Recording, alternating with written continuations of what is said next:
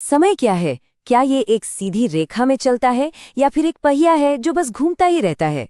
चलिए, आज हम समय की एक बहुत ही प्राचीन भारतीय अवधारणा को समझते हैं, जो कहती है कि इतिहास खुद को दोहराता है एक बहुत बड़े ब्रह्मांडीय चक्र में।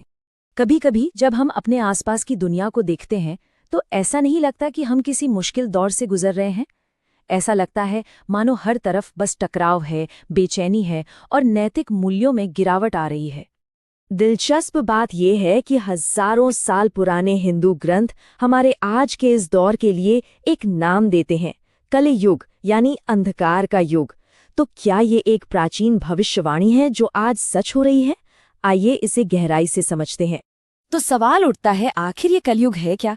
हमारे ग्रंथ इसके बारे में क्या बताते हैं और वो कौन से लक्षण हैं जो इस पतन के युग को परिभाषित करते हैं?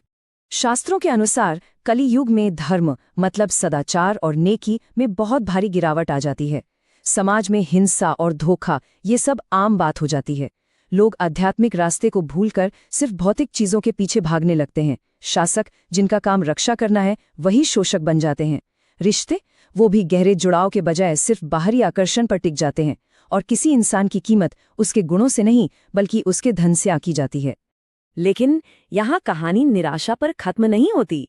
ये जानना जरूरी है कि कली युग इस ब्रह्मांडीय नाटक का अंत नहीं है। ये तो समय के एक बहुत विशाल घूमते हुए पहिए का बस एक छोटा सा हिस्सा है। देखिए, इस विशाल चक्र की कहानी 4 युगों में बटी हुई है। इसकी शुरुआत होती है सत्य युग से, एक स्वर्ण युग जहां धर्म और सच्चाई अपने चरम पर होते हैं। फिर जैसे जैसे ये चक्र आगे बढ़ता है, हम आते हैं त्रेता युग में, जहां सदाचार 1/4 कम हो जाता है। उसके बाद आता है द्वापर युग, जहां धर्म घटकर आधा रह जाता है। और फिर अंत में हम पहुंचते हैं कलयुग में, जहां पुण्य का सिर्फ 1/4 हिस्सा ही बाकी बचता है। और अगर इन युगों की लंबाई की बात करें तो ये आंकड़े हमारे इंसानी समय की समझ से बिल्कुल परे हैं। सत्ययुग 17,28,000 साल लंबा, त्रेता युग लगभग 13 लाख साल, द्वापर युग 8,64,000 साल और हमारा ये मौजूदा कलियुग 4,32,000 साल का है। ये एक ऐसा ब्रह्मांडी कैलेंडर है जिसका पैमाना ही बिल्कुल अलग है। ठीक है, तो चलिए अब कलयुग पर वापस आते हैं और ये समझने की कोशिश करते हैं कि इस विशाल समय के चक्र में हम अभी हैं कहाँ। तो जैसा कि हमने देखा, कलियुग की कुल अवधि है 4,32,000 साल। ये बहुत बहुत लंबा समय है। लेकिन अब आती है सबसे चौंकाने वाली बात। इस 4,32,000 साल के लंबे युग में से अभी तक सिर्फ लगभग 5,000 साल ही बीते हैं। इसकी शुरुआत 3102 ईसा पूर्व में मानी जाती है। इसका मतलब ये हुआ कि अगर ये भविष्यवाणी सही है तो हम इस अंधकार के युग की बस शुरुआत में ही है। ये सब सुनकर थोड़ी निराशा हो सकती है ना? लेकिन सवाल ये है कि क्या इस अंधेरे में उम्मीद की कोई किरण है? शास्त्रों के अनुसार इसका जवाब है हाँ। वो सबसे मुश्किल दौर में भी हमें आगे का रास्ता दिखाते हैं।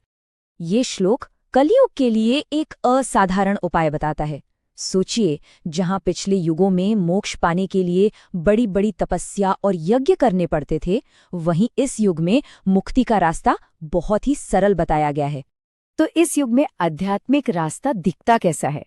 शास्त्रों के अनुसार ये बहुत ही सरल उपायों पर आधारित है। ईश्वर के पवित्र नामों का कीर्तन करना, भक्ति में डूब जाना, बिना किसी स्वार्थ के दूसरों की सेवा करना और हर हाल में सच्चाई के रास्ते पर चलना। ये माना जाता है कि ये आसान से अभ्यास ही इस युग के नकारात्मक असर से हमारी रक्षा कर सकते हैं। तो ये तो हुई व्यक्तिगत समाधान की बात। अब जरा आगे बढ़कर ब्रह्मांडीय समाधान की ओर चलते हैं। एक ऐसी महान भविष्यवाणी जो इस युग के अंत और एक नए चक्र की शुरुआत से जुड़ी हुई है।